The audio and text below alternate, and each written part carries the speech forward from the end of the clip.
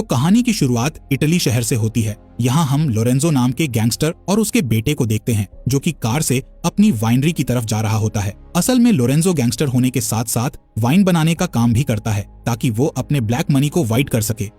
जब वो वाइनरी में आता है तो उसे अपने आदमियों की लाशें दिखाई देती हैं जिन्हें किसी ने बुरी तरह मार दिया था। तभी लोरेंजो की नजर अपने एक आदमी पर जाती है जो कि बहुत ही डरा हुआ था। इधर लोरेंजो अपने बेटे को कार में रुकने का कहता है और फिर अपनी गन निकालकर कार से बाहर आ जाता है। तब लोरेंजो का आदमी उससे कहता है कि हमारे लोगों को बेरहमी से मारने वाला अंदर बैठा हुआ है। जिसके बाद लोरेंजो और उसका आदमी अंदर जाता है। यहाँ हर तरफ लाशें पड़ी हुई थीं, जिन्हें देखकर लोरेंजो हैरान रह जाता है और सोचता है कि आखिर अकेला आदमी इतने सारे लोगों को एक साथ कैसे मार सकता है। अंदर जाने के बाद लोरेंजो कुर्सी पर बैठे हुए एक आदमी को देखता है। इस आदमी का नाम रॉबर्ट है जिसने लोरेंजो के सभी लोगों को मारा था। यहाँ लोरेंजो का एक आदमी रॉबर्ट के सिर पर गन पॉइंट करके खड़ा हुआ था, लेकिन रॉबर्ट के चेहरे पर बिल्कुल भी डर नहीं दिख रहा था। तभी लोरेंजो रॉबर्ट से कहता है कि मुझे यकीन नहीं हो रहा है कि तुमने अकेले इतने सारे लोगों को मारा है। साथ ही वो उससे पूछता है कि आखिर तुम यहाँ तक कैसे पहुँचे और तुम मुझसे क्या चाहते हो। जिस पर रॉबर्ट कहता है कि तुमने एक ऐसी चीज चुराई है जो तुम्हारी नहीं थी, इसलिए अच्छा होगा कि तुम मुझे वो चीज लौटा दो। जिस पर लोरेंजो कहता है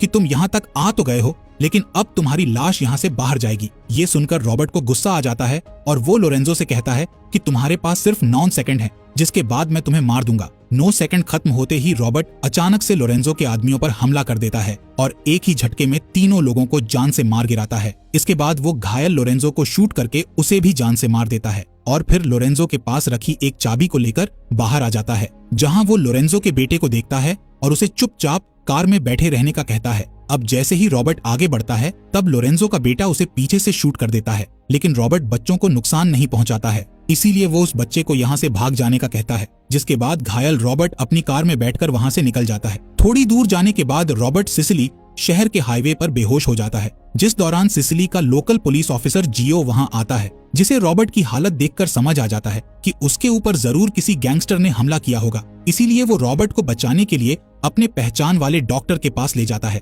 इसके बाद हम डॉक्टर एंजो को देखते हैं जो रॉबर्ट की बॉडी से गोली निकालकर उसका इलाज करते हैं। कुछ समय बाद रॉबर्ट को होश आ जाता है। तब एंजो उससे कहता है कि एक पुलिस ऑफिसर तुम्हें यहाँ लाया था। साथ ही वो उससे पूछता है कि वो अच्छा इंसान है या बुरा इंसान, जिस पर रॉबर्ट जवाब देता है कि मुझे नहीं पता। अब रॉबर्ट बेड से उठने की कोशिश करता है और अपने घर जाने का कहता है, जिस पर एंजो उससे कहता है कि अभी तुम्हें आराम की जरूरत है, इसलिए तुम्हें अभी कहीं नहीं जाना चाहिए। अब 3 दिन बाद रॉबर्ट की हालत में सुधार आता है और वो एंजो के घर से बाहर आ जाता है। तब एंजो उसे एक छड़ी देता है ताकि वो उसकी मदद से चल सके। साथ ही वो रॉबर्ट से कहता है कि तुम चाहो तो हमारा ये छोटा सा सिसिली शहर घूम सकते हो। तब रॉबर्ट शहर में घूमने के लिए चला जाता है, जहाँ वो एक कैफे को देखता है और कॉफी पीने के लिए कैफे के अंदर बैठ जाता है। इधर रॉबर्ट सबसे पहले अपनी टेबल पर कुछ टिश्यू पेपर बिछाता है क्योंकि उसे साफ सफाई से रहना पसंद है।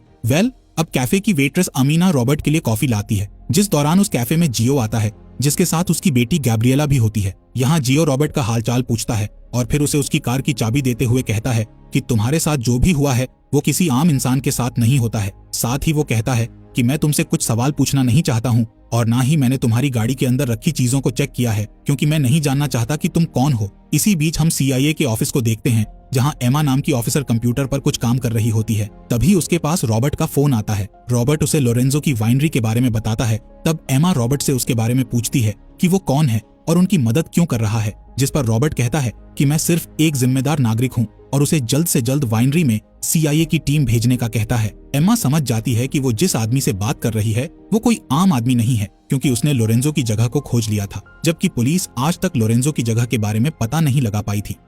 अब रॉबर्ट एम्मा को वाइनरी का पता बताकर फोन काट देता है, जिसके बाद एम्मा सैटेलाइट कैमरा की मदद से लोरेंजो की वाइनरी देखती है और अपने बड़े ऑफिसर्स को इस बारे में बता देती है। अगले दिन हम रॉबर्ट को शहर में टहलते हुए देखते हैं और वो शहर में रहने वाले लोगों से दोस्ती भी कर रहा होता है। रात होने पर जब रॉबर्ट सो रहा होता है तब उसे बार बार यही याद आता है कि किस तरह उसने वाइनरी में घुसकर सभी लोगों को बेरहमी से मार दिया था। इस वजह से उसे नींद भी नहीं आती है और वो बहुत परेशान हो जाता है। अगले दिन रॉबर्ट कैफे में जाता है, जहां वो देखता है कि कैफे का ओनर एक लड़के को लिफाफा दे रहा है। ये लड़का उस लिफाफे को मार्को नाम के एक लड़के को दे देता है। मार्को को देखकर लग रहा था कि वो यहाँ के लोगों से हफ्ता वसूल करता है और उन्हें परेशान करता रहता है। खैर, अब अमीना रॉबर्ट के पास आती है और उसे कॉफी देते हुए उससे बात करने लगती है। इसी तरह अमीना और रॉबर्ट की दोस्ती हो जाती है और अब शहर के लोग भी रॉबर्ट को जानने लगते हैं।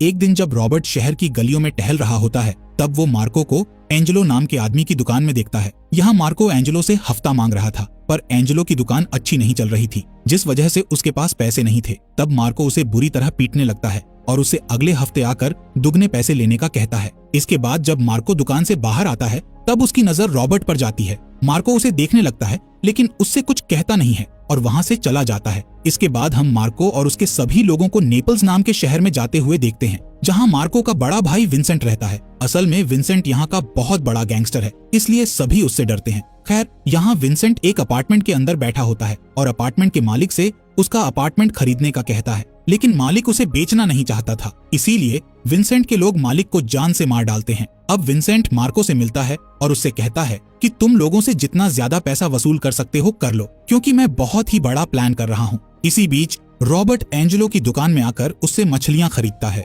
जिस दौरान अमीना भी वहाँ आ जाती है और रॉबर्ट को अच्छी मछलियाँ खरीदने का तरीका बताती है। इसके बाद रॉबर्ट एंजेलो को मछली के पैसे देने लगता है, जिस पर एंजेलो उससे पैसे लेने से मना करता है और कहता है कि तुम हमारे मेहमान हो, इसलिए हम तुमसे पैसे नहीं ले सकते। जिसके बाद हम वाइनरी को देखते हैं, जहां एमा अपनी पूरी टीम के साथ आ चुकी थी। यहां उन्हें काफी ज्यादा ड्रग्स मिलता है और लोरेंजो का बहुत सारा ब्लैक मनी भी होता है। यहाँ एमा का बॉस फ्रैंक इतना सब कुछ देखकर हैरान था कि आखिर उन्हें लोरेंजो की इस जगह के बारे में पहले पता क्यों नहीं चला। यहाँ फ्रैंक एमा से कहता है कि तुमको जिसने भी इस जगह के बारे में बताया था उसकी पूरी डिटेल्स निकालो, क्योंकि उसके पास और भी इंफॉर्मेशन होंगी। इसी बीच एंजो रॉबर्ट के घाव को देखता है और उससे कहता है कि अब तुम पूरी तरह से ठीक हो चुके हो। तभी रॉबर्ट एंजो से पूछता है कि मुझे गोली लगी थी, जिसके लिए पुलिस केस होना चाहिए था, फिर भी तुमने और जियो ने पुलिस वालों को मेरे बारे में क्यों नहीं बताया। तब एंजो कहता है कि मैंने तुमसे पूछा था कि तुम अच्छे इंसान हो या बुरे, जिस पर तुमने कहा था कि तुम्हें नहीं पता, और ऐसा सिर्फ एक अच्छा इंसान ही बोलता है। इसके बाद रॉबर्ट अपने सामान को पैक करता है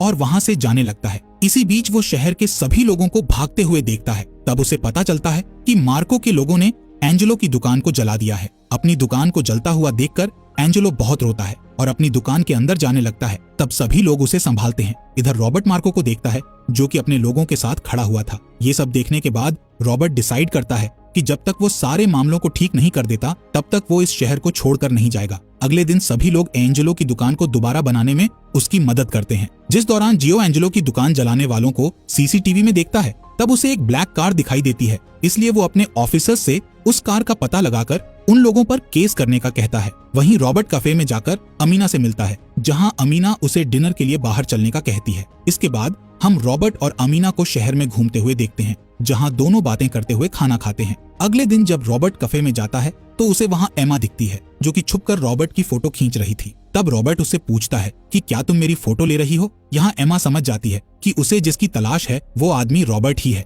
अब एमा रॉबर्ट के पास आकर उससे कहती है कि मैं तुम्हें अरेस्ट करने के लिए पुलिस वालों को लेकर आ सकती थी, लेकिन मैंने ऐसा नहीं किया। तब रॉबर्ट कहता है कि तुम मुझे डरा नहीं सकती। इसके बाद एमा उससे कहती है कि उस वाइनरी में हमें बहुत सारी लाशें मिली थी, क्या तुमने उन सबको मारा था। तब रॉबर्ट कहता है कि मैं एक बूढ़ा आदमी हूँ और मुझ में लोगों को मारने की ताकत नहीं है। अब एमा रॉबर्ट को इसी शहर में रुकने का कहकर वहाँ से चली जाती है। दूसरी ओर हम जियो को देखते हैं, जो अपनी बेटी गैब्रिएला को स्कूल से लेने के लिए आया था। तभी उसके पास मार्को के आदमी का फोन आता है, जो कि उसकी बेटी को मारने की धमकी देता है। यहाँ जियो एक टीचर से गैब्रिएला के बारे में पूछता है, जो बताती है कि कुछ समय पहले गैब्रिएला को आपके ऑफिसर लेकर चले गए। ये सुनकर मार्को सीधे अपने घर में जाता है, जहाँ मार्को अपने लोगों के साथ बैठा हुआ था। अब मार्को जियो को बुरी तरह पीटता है और धमकी देता है कि अगर अब तुमने मेरे काम में दखल दिया तो मैं तुम्हारी पूरी फैमिली को मार दूंगा। इसके बाद जियो अपना इलाज करवाने के लिए एंजो के पास जाता है। जियो के जाने के बाद रॉबर्ट एंजो से पूछने की कोशिश करता है कि जियो की यह हालत किसने की, जिस पर एंजो बताता है कि ये काम यहाँ के गैंगस्टर्स का है।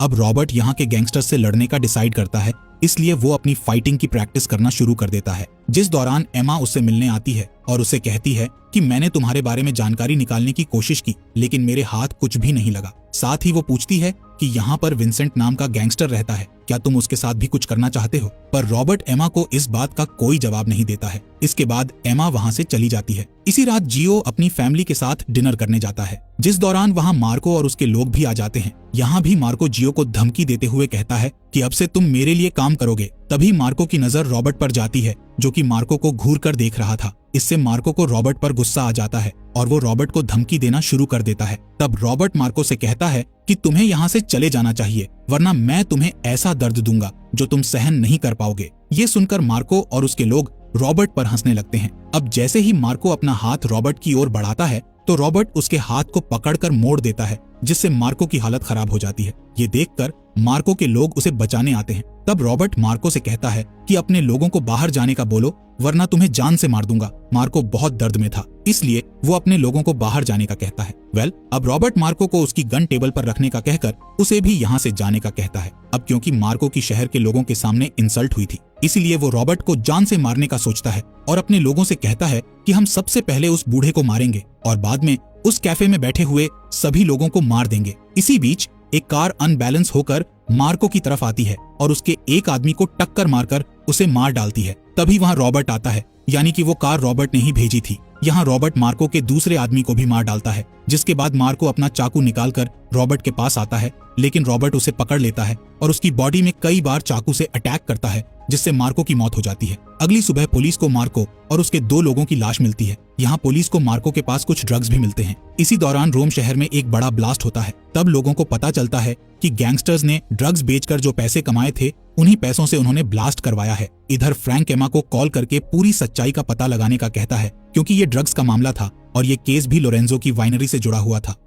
अब एमा पुलिस चीफ से मिलने जाती है और उन्हें एक फाइल देती है जिसमें कुछ क्रिमिनल्स के नाम लिखे हुए थे। दरअसल एमा केस के सिलसिले में इन क्रिमिनल्स से बात करना चाहती थी। अब चीफ उसे एक क्रिमिनल के पास ले जाता है। एमा उस क्रिमिनल से ब्लास्ट वाले केस से जुड़े हुए सवाल पूछती है, जिस पर वो एमा को एक लोकेशन बताता है। इसीलिए पुलिस उस लोकेशन पर जाती है और वहाँ मौजूद लोगों को मार गिराती है, क्योंकि ब्लास्ट में इन सब का हाथ था। दूसरी ओर पुलिस चीफ विंसेंट के घर जाता है, जहाँ सभी मार्को की मौत का शोक मना रहे थे। इधर हमें पता चलता है कि चीफ विंसेंट के लिए काम करता है। चीफ विंसेंट से कहता है कि शहर में CIA वाले आ गए हैं, इसलिए तुम्हें कुछ समय के लिए अपने काले काम बंद करके छुप जाना चाहिए। विंसेंट को चीफ की ये बात पसंद नहीं आती है और वो उससे कहता है कि मैं किसी से नहीं डरता। तब चीफ उससे भला बुरा बोलते हुए कहता है कि तुम्हारे साथ साथ मैं भी फंस जाऊंगा। ये सुनकर विंसेंट गुस्से में आ जाता है और चीफ की कलाई काट देता है और उससे कहता है कि मुझे अभी सिर्फ अपने भाई के कातिल को ढूंढना है, जिसके लिए तुम मेरी मदद करोगे, वरना मैं तुम्हें मार दूंगा। वहीं रॉबर्ट एमा को कॉल करके बताता है कि तुम जिसे ढूंढ रही हो वो बहुत खतरनाक लोग हैं, इसलिए तुम्हें संभल कर रहना होगा। इसके बाद एमा अपनी कार के पास जाने लगती है, जिस दौरान उसकी कार ब्लास्ट हो जाती है और एमा बुरी तरह घायल हो जाती है। अब फ्रैंक एमा से मिलने हॉस्पिटल जाता है और उससे कहता है कि मैं जल्द ही पूरी सच्चाई का पता लगा लूंगा। वहीं विंसेंट अपनी टीम के साथ सिसिली शहर में आता है, जहां वो जियो को पकड़ता है और उसे एक चौराहे के बीचों बीच लाकर बैठा देता है, जिसके बाद वो सबको चिल्लाकर पूछता है कि मेरे भाई को किसने मारा था। विंसेंट की आवाज सुनकर सभी लोग बाहर आ जाते हैं। तब विंसेंट सबसे कहता है कि मेरे भाई का कातिल अगर मेरे सामने नहीं आया तो मैं जियो को मार दूंगा और फिर एक एक करके यहाँ मौजूद सभी लोगों को मार दूंगा। जिसके बाद वो जियो के कान के पास गोली चला देता है, जिससे रॉबर्ट चिल्लाकर उससे कहता है कि मैंने तुम्हारे भाई को मारा है, क्योंकि वो इन लोगों को परेशान करता था। तभी रॉबर्ट विंसेंट के सामने आता है और उसके हाथ में 2 गन्स होती हैं। वो विंसेंट से कहता है कि तुम मुझे मारना चाहते हो तो मार दो, लेकिन मुझे यहाँ मत मारना। जिस पर विंसेंट कहता है कि तुम्हें मारने के लिए इससे अच्छी जगह कोई नहीं हो सकती, क्योंकि मैं इन लोगों को सबक सिखाना चाहता हूँ कि मुझसे पंगा लेना बहुत बुरा होता है। ये कहकर वो रॉबर्ट के ऊपर गन तान देता है, लेकिन विंसेंट के गोली चलाने से पहले एंजो वहाँ आ जाता है और हवा में एक गोली चला देता है। जिसके बाद एंजो विंसेंट से कहता है कि तुम रॉबर्ट को नहीं मार सकते, क्योंकि ये हमारे परिवार का हिस्सा है। ये सुनकर शहर के सभी लोग आगे आने लगते हैं और अपने फोन की लाइट चालू करके कहते हैं कि हम तुम्हें रॉबर्ट को नहीं मारने देंगे। इसलिए विंसेंट रॉबर्ट को छोड़ देता है और कहता है कि अभी तुम्हारा समय अच्छा है, लेकिन मैं दोबारा आऊंगा और रॉबर्ट के साथ साथ तुम सभी को मार दूंगा। ये कहकर विंसेंट अपने लोगों के साथ वहां से चला जाता है और फिर अपने लोगों के साथ मिलकर शहर के सभी लोगों को मारने का प्लान बनाता है। इसके बाद विंसेंट सोने चला जाता है और उसके लोग बाहर पहरा देने लगते हैं। तभी विंसेंट के एक आदमी को कार के पास से कुछ आवाज आती है, इसलिए वो कार के पास जाता है। तब अचानक से रॉबर्ट उस पर हमला करके उसे मार डालता है। दरअसल रॉबर्ट को समझ आ गया था कि विंसेंट सुबह शहर पर हमला कर देगा, इसीलिए वो रात में ही विंसेंट और उसके लोगों को मारने आ गया था। अब रॉबर्ट घर के अंदर आकर घर की लाइट्स बंद कर देता है,